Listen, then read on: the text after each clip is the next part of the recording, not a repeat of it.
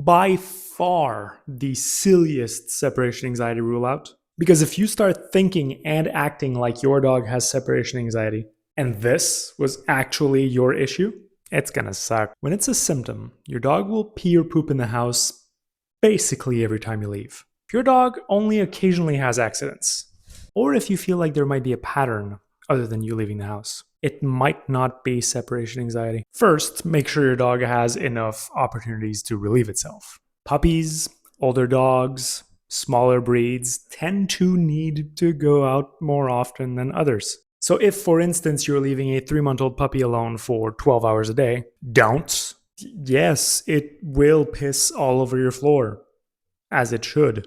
The same goes for you came home from work, took the dog out for 5 minutes, and then left for a 5-hour family dinner. And then, to nobody's surprise, there's shit on the floor when you come back. Make sure your dog is empty before you leave, and make sure you come back before the tank is full.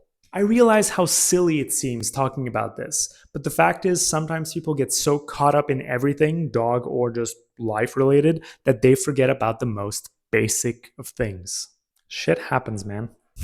Next, if your dog has accidents while you're out, yes, but also sometimes while you're still home, well, then it's either frequency of opportunities, which we just talked about, your dog's health is in play, which was a previous video, or your dog's potty training is not as good as you thought it was. While it is less likely, if your dog has accidents when you're out of the house and never when you're home, it could still be a potty training issue. This is going to sound like I'm trying to make you feel like shit. It's not, I promise. If you taught your dog to be clean by heavily punishing it every time it had an accident inside, what you can end up with is a dog that holds it when you're home for fear of consequences, and when the cat is gone, the dog shits on the kitchen floor. If you think there's a chance that your dog's potty training is actually your problem, it's not that big of a time investment to start from scratch, pretend like you've never potty trained your dog, and make sure that that is not a factor here. And if you want to make sure you got it right this time,